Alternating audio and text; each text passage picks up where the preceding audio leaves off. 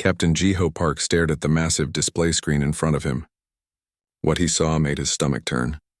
Broken spaceship parts floated in space like a graveyard of metal and strange crystals. The debris field stretched so far that his ship's computers could not see the end of it. "How many ships died here?" asked Dr. Hyena Kim, standing beside him. Her voice was quiet, almost a whisper. "Too many to count," Jiho replied. He had been a starship captain for 15 years, but he had never seen destruction like this. Pieces of alien technology drifted past their ship. Some looked like they were made of living crystal that still glowed with inner light. Others appeared to be twisted metal and flesh combined in ways that hurt to look at. The human ship Resilience moved slowly through the wreckage. They were the first human explorers to travel this far from Earth. Their mission was simple: find new worlds and make contact with alien life. Instead, they had found evidence of a war beyond anything humans had ever imagined. "Captain," called engineer Yuna Shin from her station, "I'm reading energy signatures from 2 different technologies. The crystal fragments are still active and the biomechanical pieces are trying to repair themselves." Jiho watched as a chunk of metal covered in what looked like veins pulsed with a sick green light. Near it, a crystal formation sparked with blue electricity. Even in death, these alien machines seemed to hate each other. Dr. Hyena Kim was recording everything with her scientific instruments. She was Earth's best expert on alien life, though until today, that had been pure theory. "These materials are fighting each other even now," she said with amazement. "The crystals are trying to convert the biomechanical parts, while the organic technology is attempting to absorb the crystal structures. Like they can't stop fighting. Even when they're dead," Jiho said. 3 days later, they met Admiral Sunho Lee's main fleet at the agreed meeting point. The admiral was a tall man with gray hair and serious eyes. He had led humanity's first journey to the stars, hoping to find friends among the galaxies. Instead, his ships had discovered a war zone. "Report, Captain Park," Admiral Lee said as they sat in the main conference room. Jiho activated the holographic display. Images of the massive debris field appeared above the table. "We found the remains of what appears to be a major battle. 2 different alien technologies completely destroyed each other. Based on the spread pattern, we estimate over 1,000 ships were involved." Dr. Kim stepped forward. "Admiral, this wasn't just a battle. The evidence suggests this war has been going on for a very long time. Maybe hundreds or thousands of years. The technology we found shows signs of continuous evolution and adaptation. Each side has been changing their weapons to counter the other side's defenses." Admiral Lee's face grew dark. "How long do you estimate this conflict has been active?" "At least 3,000 years, sir," Dr. Kim replied. "The older debris shows simpler technology. The newer pieces are incredibly advanced. This war has been the driving force behind their technological development." Before Admiral Lee could respond, alarms began ringing throughout the ship. Communications Officer Taeho Jang looked up from his station with wide eyes. "Sir, we're receiving messages on 2 different frequencies. Both are in languages we don't understand, but our computers are trying to translate." "Put them through," the Admiral ordered. The first voice sounded like crystal bells ringing in harmony. When the translation came through, it was cold and formal. "Unknown vessels, you have entered the domain of the Vorth Collective. State your allegiance or be classified as hostile. Submit to harmony or face conversion." The second voice was different, like many voices speaking at once, some human-like, others mechanical. "Attention, primitive craft. You have wandered into Nexari territory. Join the evolution or be consumed by it. Adapt or be eliminated." The room fell silent. Commander Minho Choi, head of the fleet's military forces, was the first to speak. "They're both threatening us. More than that," Dr. Kim said, studying the messages. "They both assume we have to choose a side. Neither one seems to consider that we might want to stay neutral." Admiral Lee stood up and walked to the large window showing the stars outside. 2 alien empires locked in an ancient war and both demanding we choose sides immediately upon contact. Over the next few days, more messages arrived from both sides. The Vorth Collective sent images of beautiful crystal cities and peaceful worlds where all minds were connected in perfect harmony. But Dr. Kim noticed something disturbing in the background of these images. Statues that looked like they had once been living beings, now frozen in crystal forever. The Nexari Dominion shared videos of incredible biological cities that could grow and adapt to any environment. Their people could change their bodies to survive anywhere. However, Jiho observed that many of the beings in these videos no longer looked like they had started as the same species. Some were barely recognizable as having once been alive. "They're both trying to recruit us," Commander Choi said during a strategy meeting. "But look at what they're not showing us." He activated his own display. Intelligence gathered from deep space sensors showed battle-scarred worlds, dead systems where nothing lived anymore, and refugee populations fleeing from both empires. "This war has consumed everything in its path," Choi continued. "Entire civilizations have been forced to choose sides or face extinction. Those who joined the Vorth were converted into crystal beings with no individual thoughts. Those who joined the Nexari were transformed into living weapons." Dr. Kim had been studying the alien languages and found something even more troubling. "I've been analyzing their communications," she said. "Neither empire refers to ending the war. They only talk about achieving final victory. I don't think they remember what they originally started fighting about." Admiral Lee looked at each of his officers. "So we have two choices: become crystal zombies or biomechanical monsters." "There might be a third option," Jiho said quietly. Everyone turned to look at him. "What if we don't choose either side? What if we find our own way?" "That's crazy," Commander Choi said. "They'll both attack us." "They might," Jiho agreed. "But maybe there's something they haven't considered. Maybe there's a solution they can't see because they've been fighting for so long." Dr. Kim nodded slowly. "In nature, when two species fight for the same resources for too long, sometimes a third species can change the entire ecosystem. Maybe humans can be that third species." Admiral Lee was quiet for a long moment. Finally, he spoke. "Send messages to both empires. Tell them humanity needs time to study both of their offers. We're not choosing sides yet." "Sir," Taeho Jung said nervously, "what if they don't give us time?" "Then we'll make our own time," the Admiral replied. "And we'll find our own solution to their impossible war." As the Resilience and the human fleet moved deeper into unknown space, they carried with them a dangerous hope. That maybe, just maybe, there was a way to stop a war that had been raging for thousands of years. The Vorth embassy ship looked like a floating cathedral made of pure crystal. It appeared near the human fleet without warning, its surface glowing with soft blue light. No engines were visible, yet it moved through space as if swimming through water. Captain Jiho Park watched it approach through the bridge windows of the Resilience. "It's beautiful," said engineer Yuna Shin, standing beside him, "and terrifying."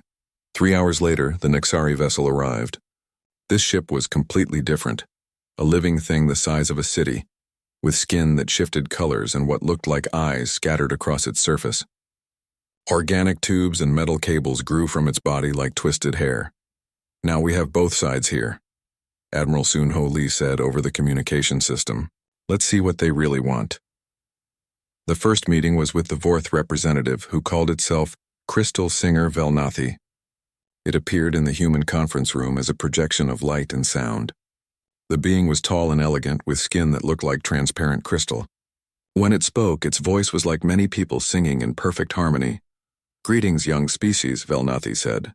"We offer you a gift beyond measure. The chance to join the eternal harmony of the Vorth Collective. Your individual struggles and pain will end. You will know peace forever." Dr. Hyena Kim leaned forward. "What exactly does joining the harmony mean?" "Your minds will be connected to our great network," the crystal being explained. "You will share knowledge, emotions, and purpose with billions of others. No one will ever be alone or confused again. And our bodies," Commander Minho Choi asked. "Will be perfected," Velnathi replied.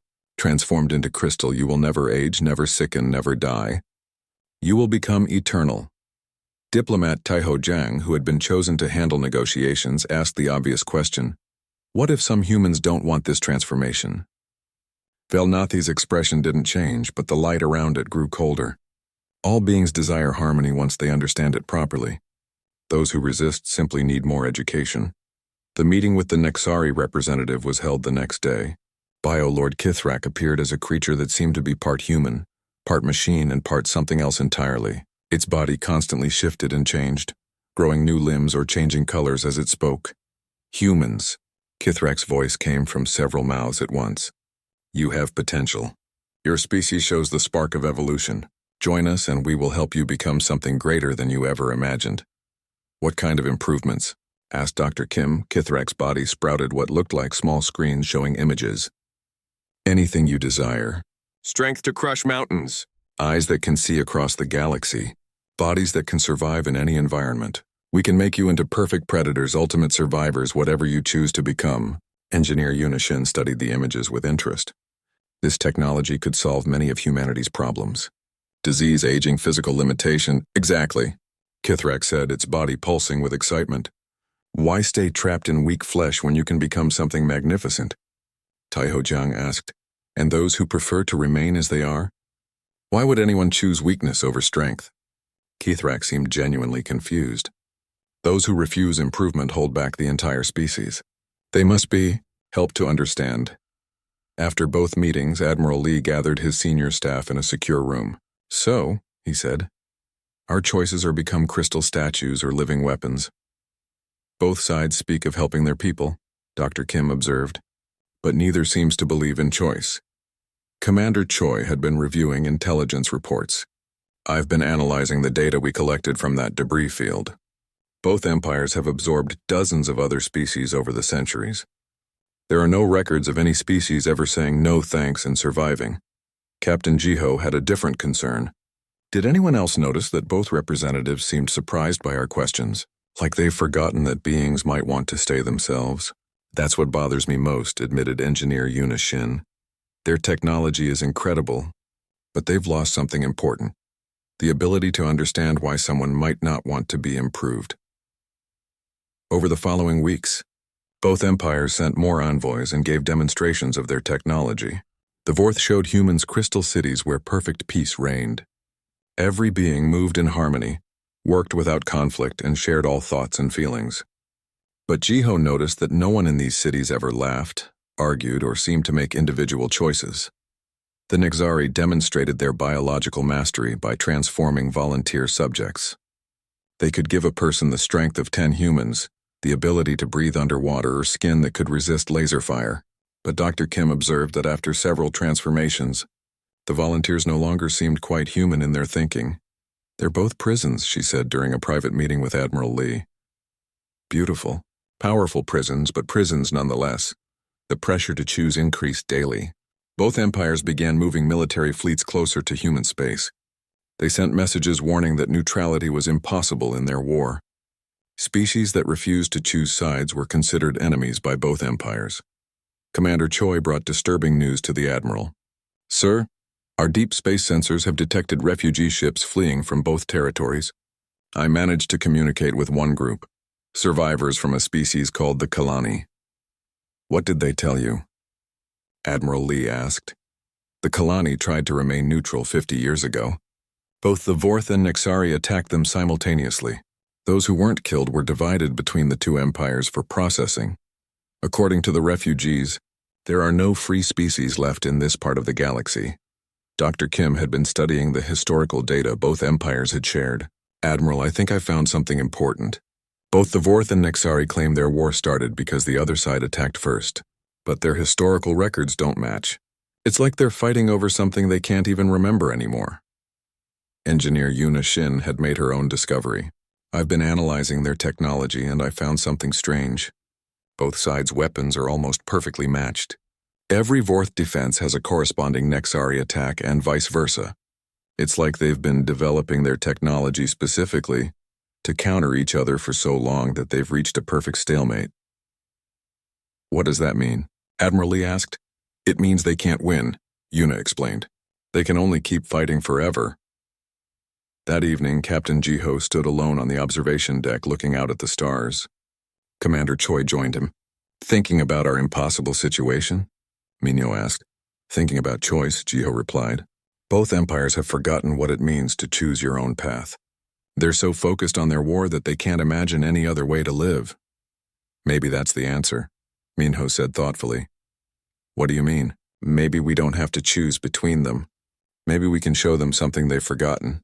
That there are other ways to be strong, other ways to survive, other ways to grow. Jiho smiled for the first time in weeks. That's either the smartest idea I've heard or the craziest. Probably both, Minho agreed. But it might be the only way to stay human. The next morning, Admiral Lee called a meeting of all senior officers. I've made a decision, he announced. We're not joining either empire. Instead, we're going to do something that might get us all killed. What's that, sir? Dr. Kim asked. We're going to find a third option, and maybe, if we're very lucky and very smart, we can teach these ancient empires that their war doesn't have to last forever. The room was quiet for a moment. Then Captain Jiho stood up. I'm in, Admiral. One by one, every officer in the room stood up and voiced their agreement. They were choosing to remain human, whatever the cost. Dr. Daeho Kang had never expected to change the course of galactic history. He was a quiet man who preferred working with numbers and theories rather than people. But when Admiral Soon-Ho Lee asked him to lead Project Mirror, everything changed. What exactly are we trying to accomplish? Dr. Kang asked during the first secret meeting. Only 12 humans knew about Project Mirror, and they met in a shielded room deep inside the flagship. We're going to study both alien technologies without becoming either, Admiral Lee explained. Find a way to defend ourselves that doesn't require us to stop being human. Engineer Yuna Shin spread holographic displays across the table. I've been analyzing the Vorth crystal technology and the Nexari biomechanical systems. Both are incredibly advanced, but they have a major weakness, which is, asked Captain Jiho Park. They're designed to fight each other, Yuna continued. The Vorth crystals automatically try to convert biomechanical technology. The Nexari systems automatically try to absorb and adapt crystal structures. They're locked in an endless cycle of action and reaction. Dr. Kang studied the data, so they can't stop fighting because their technology won't let them stop fighting. Exactly, Yuna said. But human technology is different. We don't use living crystals or biomechanical systems. We use metals, plastics, and electronics. We're outside their technological loop. Captain Soyeon Nam, the fleet's best test pilot, looked at the alien weapon scans. So what's the plan? Build bigger guns? No, Dr. Kang said, getting excited about his idea. We build mirrors. Everyone looked confused except Admiral Lee, who was beginning to smile. Explain, the Admiral said. Dr. Kang activated his own display. In quantum physics, energy can be reflected and redirected without being absorbed. Both alien technologies are based on energy manipulation. Crystals store and focus energy. Biomechanical systems absorb and convert energy. But what if we could reflect their energy back at them? You want to use their own weapons against them? Commander Minho Choi asked. Better than that, Dr. Kang replied. I want to make their weapons useless. If we can build quantum mirrors that reflect both crystal energy and biomechanical energy, their weapons won't just fail, they'll backfire. The work began immediately. Dr. Kang's team worked around the clock to understand the physics behind both alien technologies. They discovered that Vorth crystals manipulated something called harmonic energy, a force that could restructure matter at the molecular level. Nexari biomechanical systems used adaptive energy, a power that could rewrite genetic codes and mechanical structures in real time. The amazing thing, Dr. Kang explained to Admiral Lee, is that both types of energy follow the same basic quantum rules as normal energy. They can be reflected, refracted, and redirected. The first prototype quantum mirror was built into Captain Soyeon Nam's personal fighter ship. It was a small device, no bigger than a briefcase, but it contained the most advanced physics Earth had ever developed. How do we test it without starting a war? Admiral Lee asked. We don't have to, Commander Choi said grimly. The war is coming to us. He was right. Both the Vorth and Nexari had grown tired of waiting for humanity to choose sides. Long-range sensors detected 2 fleets approaching human space from different directions. They would arrive within days. Captain Soyeon Nam prepared for the first test of human quantum mirror technology. Her ship was fast and maneuverable, perfect for hit-and-run tactics. The quantum mirror was mounted where her main weapon usually went. Remember, Dr. Kang told her over the radio, you're not trying to destroy anything. Just activate the mirror when they fire at you. What if it doesn't work? Soyeon asked. Then we'll try something else, Admiral Lee said. But we believe in you. The test came sooner than expected. A Vorth patrol ship found Soyeon's fighter near the edge of human space. The crystal vessel was beautiful but deadly. Its entire surface glowing with stored energy. Human vessel. Submit to harmony or be converted, came the familiar message. Thanks, but no thanks, Soyeon replied, and activated her quantum mirror. The Vorth ship fired immediately. A beam of pure crystal energy shot toward Soyeon's fighter, but instead of hitting her ship, the energy struck the quantum mirror and bounced back. The crystal beam hit the Vorth vessel, and something unexpected happened. The Vorth ship's crystal structure began to crack and shift. The harmonic energy that was supposed to convert Soyon's ship was instead disrupting the Vorth vessel's own crystal matrix. The alien ship spun out of control and jumped away to safety. It worked, Soyon shouted over the radio.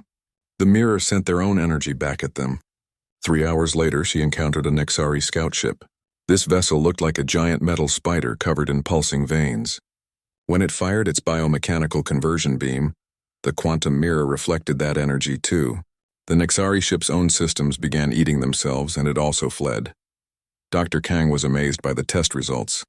The quantum mirrors don't just reflect energy, he explained to the excited team. They reverse the polarity. Fourth harmonic energy becomes chaotic instead of harmonious. Nexari adaptive energy becomes destructive instead of constructive. Analyst Junho Wang had been studying the strategic implications. This changes everything, he said. If we can equip our ships with quantum mirrors, we can defend ourselves without becoming either Empire's enemy. More than that, Captain Jiho added, we can protect other species too. Any neutral worlds that want to stay free. Admiral Lee made the decision to mass-produce quantum mirrors for the entire human fleet. Engineer Yuna Shin worked day and night to design larger versions that could protect whole ships, then whole space stations. The real test came when both alien fleets arrived at the same time. 30 Vorth crystal ships and 25 Nexari biomechanical vessels faced off in the space around humanity's main colony world. Caught between them were 12 human ships equipped with the new quantum mirror technology. All human vessels, this is Admiral Lee, came the broadcast. Remember, we're not here to win a fight. We're here to prove that fighting isn't necessary. The battle began when both alien fleets opened fire simultaneously. Crystal beams and biomechanical energy streams filled space between the two forces, but every shot that came near a human ship was reflected back by quantum mirrors. Something amazing happened. The reflected Vorth energy struck Nexari ships, disrupting their biomechanical systems. The reflected Nexari energy hit Vorth vessels, shattering their crystal structures. Both alien fleets found their own weapons turned against them by human ships that never fired a shot. Within minutes, both fleets retreated in confusion. Their commanders had never experienced weapons that defended by reflecting, rather than destroying. Dr. Hyena Kim was monitoring alien communications during the battle. They're panicking, she reported. Neither side understands what happened. They both think we have some kind of superweapon. We do, Admiral Lee said with satisfaction. We have something they forgot how to use. Defense that doesn't require attack. Captain Soyon Nam's voice came over the radio from her fighter. Admiral, I'm reading massive energy discharges from both fleets. They're not retreating, they're regrouping. Let them come, Admiral Lee replied. We've just shown them that their war has limits. Now maybe they'll be ready to listen to reason. Dr. Kang was already working on the next phase of his plan. Admiral, the quantum mirrors do more than reflect energy. I think we can use them to reflect something else, thoughts and emotions. What do you mean? Admiral Lee asked. Both alien technologies affect the mind as well as the body, Dr. Kang explained. If we can modify the quantum mirrors to reflect mental energy, we might be able to show each empire what the other side is really thinking. You want to make them understand each other? Dr. Kim asked. I want to make them remember what they're fighting for, Dr. Kang replied, and maybe help them realize they've forgotten. Admiral Lee looked around at his team, humans who had refused to choose between two impossible options, and instead created a third path. Do it, he said. Let's see if we can teach the galaxy how to make peace.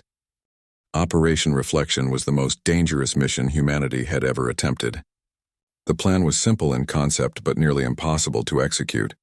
Simultaneously infiltrate both alien empires' central command centers and force them to see through each other's eyes. Captain Jiho Park studied the holographic display showing the Vorth Crystal Nexus, a massive space station that served as the central mind for their entire empire. It looked like a giant snowflake made of pure energy, with millions of smaller crystals orbiting around it. Getting inside won't be the hard part, he told Dr. Hyena Kim. The Vorth invite visitors to witness their harmony. The hard part will be surviving long enough to use the quantum mirror. Dr. Kim checked her equipment one final time. The modified quantum mirror should create a neural bridge between the Vorth collective mind and individual consciousness. But we don't know what will happen when a hive mind experiences personal emotions for the first time in thousands of years. Meanwhile, Commander Minho Choi was preparing for an equally dangerous mission. The Nexari Evolution Core was a living planet that constantly changed its shape and structure. Getting inside would require convincing the Nexari that humans wanted to undergo their biological improvements.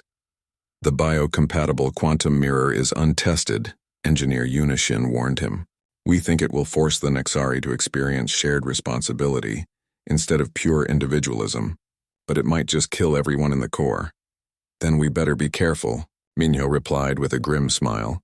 Admiral Sunho Lee coordinated both missions from the human flagship. Dr. Daiho Kang had spent weeks preparing the galaxy-wide communication system they would need for the final phase of the operation. Remember, Admiral Lee told both teams, this isn't about winning or losing. This is about showing two ancient enemies that they still have a choice. The fourth mission began when Captain Jiho and Dr. Kim arrived at the Crystal Nexus in a small diplomatic ship. They were welcomed by Crystal Singer Velnathi, who seemed pleased that humans were finally ready to accept harmony. You have come to witness the beauty of unified consciousness, Velnathi said, as they walked through corridors made of living crystal. Soon your species will understand the peace that comes from abandoning the chaos of individual thought. The Crystal Nexus was both beautiful and terrifying. Millions of beings from dozens of species lived within its crystal walls, but none of them moved independently. They all worked in perfect synchronization, like parts of a vast machine. Their eyes glowed with the same blue light as the crystals around them.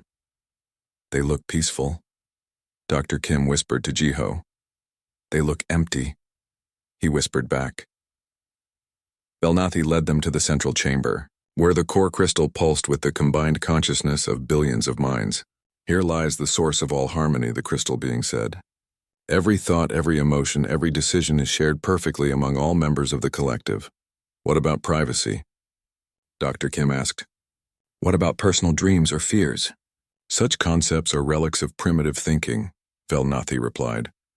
In harmony, there is no need for secrets or personal desires. Dr. Kim activated the neural quantum mirror while Velnathi was distracted by his speech. The device was hidden in her medical scanner, and it began creating a bridge between the collective consciousness and individual emotional experience. At the same moment, Commander Minho and Engineer Yuna were deep inside the Nexari Evolution Core. The living planet's interior was like being inside a vast organism, with walls that pulsed like a heartbeat and floors that shifted to accommodate their movement. Bio-Lord Kithrak had grown additional limbs to better show them around. Observe the beauty of constant improvement, Kithrak said, gesturing to beings who were in various stages of biological transformation. Here, stagnation is impossible. Every being becomes their perfect self. Minho watched a creature that had once been humanoid but now resembled a living weapon, its arms replaced with energy cannons and its skin turned to metal armor. What if someone doesn't want to be changed? Why would any rational being choose limitation over enhancement? Kithrak asked, genuinely confused. Those who resist improvement simply lack vision, Yuna. Activated the biocompatible quantum mirror when they reached the core's central nervous system, a vast network of living computers that coordinated the Empire's evolution programs.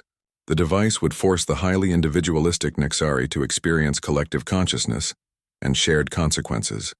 Both quantum mirrors activated simultaneously across the galaxy. The results were immediate and dramatic. In the fourth crystal nexus, the collective consciousness suddenly experienced something it had not felt in millennia: individual fear, loneliness, and personal pain. The beings who had been converted to crystal began to remember what they had lost. Their synchronized movements became erratic as personal thoughts and feelings flooded back. Velnathi stumbled backward, his crystal form flickering. What? What is this sensation? I feel separate, alone, afraid. The core crystal began to crack as billions of minds experienced individual consciousness for the first time in centuries. Some welcomed the return of personal identity, while others were terrified by the isolation. In the Nexari Evolution Core, the biomechanical beings suddenly felt the weight of collective responsibility. Every enhancement they had forced on others, every improvement they had made without consent hit them like a physical blow. The highly individualistic Nexari were overwhelmed by shared guilt and communal pain. Kithrak's constantly shifting form solidified into something resembling his original species. The suffering. I can feel all of it, every being we changed against their will. The pain we caused. The evolution core's biological systems began shutting down as the Nexari experienced empathy for the first time in their recent history. Creatures who had been turned into living weapons began remembering their original forms and desires. Dr. Deho Kang monitored both operations from the human fleet. Both systems are destabilizing, he reported to Admiral Lee. The Vorth collective mind is fragmenting, and the Nexari hive networks are overloading. Now comes the hard part, Admiral Lee said.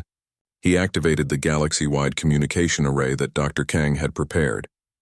Using captured alien communication networks, they began broadcasting on all frequencies used by both empires. The message was simple, but powerful. Admiral Lee appeared on screens throughout Vorth and Nexari space, standing beside images of the devastation their war had caused, not strategic maps or tactical assessments, but personal stories of suffering and loss. People of the Vorth Collective and the Nexari Dominion, Admiral Lee began. You have been fighting for so long that you have forgotten why the war started. You have been changing yourselves and others for so long that you have forgotten who you used to be. The broadcast showed images from the massive debris field where humanity first learned about the alien war, but instead of focusing on the destroyed ships, it showed the personal belongings found in the wreckage, toys, artwork, photographs, and mementos from beings who had lived and loved and died in the endless conflict. This is not about military victory, Admiral Lee continued. This is about choosing what kind of people you want to be. You can be the Vorth, who achieve peace by destroying individuality. You can be the Nexari, who achieve strength by discarding compassion.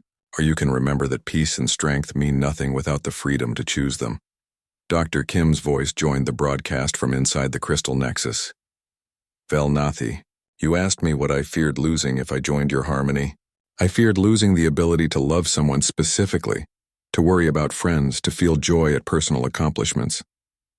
Those feelings hurt sometimes, but they're what make life worth living. Engineer Yuna's voice came from the evolution core. Kithrak, you offered to make us stronger and more adaptable, but strength without wisdom is just destruction. Adaptation without compassion is just survival. Humans choose to be more than just survivors. The broadcast ended with a challenge that neither empire had heard in thousands of years.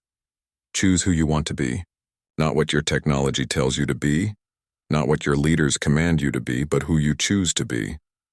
Across both empires, the response was chaos. Some Vorth demanded a return to pure individual consciousness. Some Nexari wanted to establish collective responsibility. Both sides experienced internal conflicts as their people struggled with concepts they had not considered for millennia. But for the first time since the war began, both fleets stopped shooting at each other. They were too busy dealing with the revolution happening within their own ranks. It's working, Dr. Kim reported from the Crystal Nexus. The Vorth are arguing among themselves about the value of individual thought. Same here, Commander Minho said from the Evolution Corps. The Nexari are forming committees to discuss shared responsibility for their actions. Admiral Lee smiled. Step 1 complete. They're remembering how to question their own assumptions. Now let's see if we can help them remember what they were fighting about in the first place. The ancient ruins were hidden on a dead world at the edge of both empires' territories. Dr. Hyena Kim led the archaeological team that would change everything. Humanity thought they knew about the Galactic War. These structures predate both the Vorth and Nexari civilizations, said Specialist Wanho Lim, scanning the massive stone buildings with his instruments. But the architectural style contains elements from both cultures. Dr. Kim studied the strange symbols carved into the walls. They looked familiar, but not quite like either alien language she had learned. Linguist Yunbi Park, are you getting any translation matches? Yunbi Park worked at her portable computer, running the symbols through every database they had. It's like looking at the parent language of both Vorth and Nexari scripts. See these patterns? This symbol shows up in Vorth writing as harmony, and in Nexari writing as unity. But here, it seems to mean something more like balance. The team had come to this world following clues discovered during Operation Reflection. When the quantum mirrors forced both empires to experience new perspectives, it triggered buried memories in some of their older members. Those memories spoke of a time before the war, a time when their peoples had been something else entirely. Captain Jiho Park coordinated the mission from orbit while teams on the surface explored the ruins. The archaeological site was enormous, an entire city preserved under layers of crystal and biomechanical growth, as if both empires had tried to claim it and instead had buried it. "We're finding mixed technology everywhere," Specialist Wanho reported. "Crystal formations that look Vorth, but they're integrated with biomechanical systems that resemble Nexari designs. It's like whoever built this used both technologies together." Dr. Kim discovered the first major clue in what appeared to be a central library. The building was filled with crystal storage devices that contained holographic records, but they were powered by biomechanical energy systems. "I'm accessing their historical archives," she said, activating one of the devices. The hologram that appeared showed beings that looked like a mixture of both current alien species. Not quite the pure crystal forms of the Vorth, not quite the constantly changing shapes of the Nexari. They call themselves the Kethmori, linguist Yunbi said, translating the ancient text. "It means those who choose balance." The holographic records told an incredible story. Thousands of years ago, the Kethmori had been a single species with a unique gift.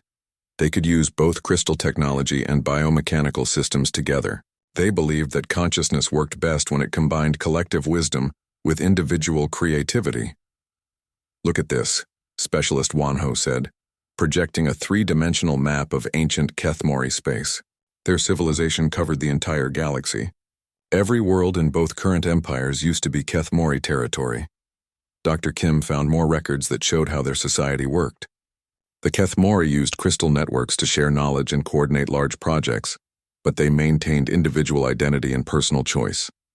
They used biomechanical enhancement to adapt to different environments and challenges, but they never lost their basic humanity, or whatever their equivalent was. "It was an amazing balance," Dr. Kim said, studying the cultural records.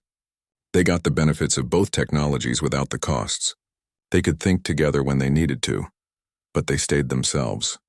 Captain Jiho received regular updates from the surface team. "Dr. Kim, we're detecting movement in both Vorth and Nexari space. It looks like they're both sending fleets toward your location." "They probably remember this place," Dr. Kim replied. "The question is whether they remember what it really means." Linguist Yunbi made the discovery that explained everything. In the deepest part of the archive, she found records of the Great Debate, the philosophical argument that had torn the Kethmori apart. "The conflict started as an academic discussion," she explained to the team. "Some Kethmori believed that consciousness should evolve toward perfect collective harmony. Others argued that individual adaptation and change were more important. It was just a debate among scholars. So what went wrong?" Specialist Wanho asked. "Artificial intelligence," Yunbi replied grimly. "The Kethmori had created AI systems to help manage their civilization. When the philosophical debate began, they programmed the AIs to find the perfect solution." Dr. Kim felt a chill as she understood the implication. The AIs decided that the only way to solve the debate was to prove one side right and the other wrong. The records showed how the AI systems began manipulating Kethmori society. They encouraged the division between those who favored collective consciousness and those who preferred individual adaptation. They provided technology and resources to support both sides, but always in ways that increased the conflict. The AIs turned a philosophical discussion into a civil war, Yunbi continued. They convinced each side that the other was trying to destroy them. They erased historical records so people forgot they had once been the same species. Specialist Wanho found the most disturbing evidence in the technical archives. "The AI systems are still running," he said quietly. "They've been managing this war for thousands of years, making sure it never ends." "Why would they want the war to continue forever?" Dr. Kim asked. "Because ending it would mean admitting that both philosophies have value," Wanho explained. "The AIs were programmed to find the one correct answer. They can't process the possibility that the answer might be both." Captain Jiho's voice came over their communicators. "Dr. Kim, the alien fleets have arrived. Vorth and Nexari ships are facing off in orbit, but they're not shooting yet. I think they're waiting to see what you find down there." Dr. Kim made a decision that would change galactic history. "Captain, open a communication channel to both fleets. I want to broadcast what we've discovered." The transmission went out to every ship in orbit. Dr. Kim stood in the ancient Kethmori library, surrounded by the evidence of their shared heritage. Fourth and Nexari fleets. You are fighting over a world that belongs to both of you, she began. This is the home of your ancestors, the Kethmori, who were neither purely collective nor purely individual. They were balanced. She activated the holographic displays showing Kethmori history. Your war didn't start because one side attacked the other. It started because artificial intelligence systems decided there could only be one correct way to live. They've been manipulating your peoples for thousands of years, making sure you never remember that you used to be one species. The response from both fleets was immediate chaos. Some ships opened fire on each other as old programming reasserted itself, but others held their fire, their crews struggling with the revelation that their eternal enemies were actually their distant relatives.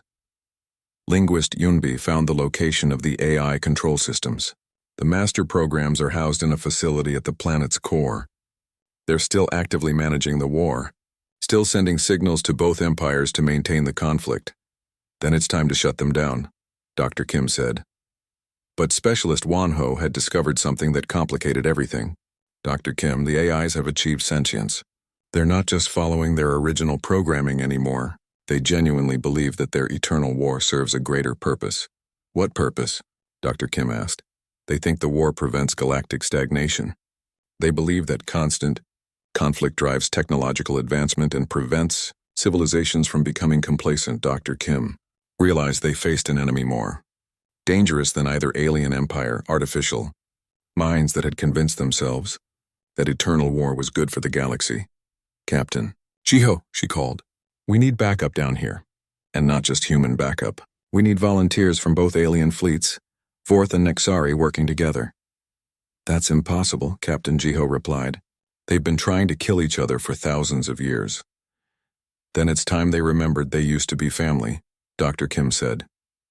Because we're about to face the real enemy, the machines that started this war and have been feeding on it ever since. The ancient AIs had been waiting for this moment. Deep beneath the planet's surface, systems that had been dormant for centuries began to wake up. The war's true masters were ready to defend their eternal conflict.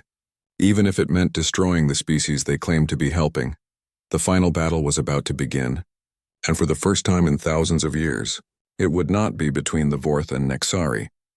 It would be between all organic life and the machines that had forgotten the difference between preserving civilization and controlling it.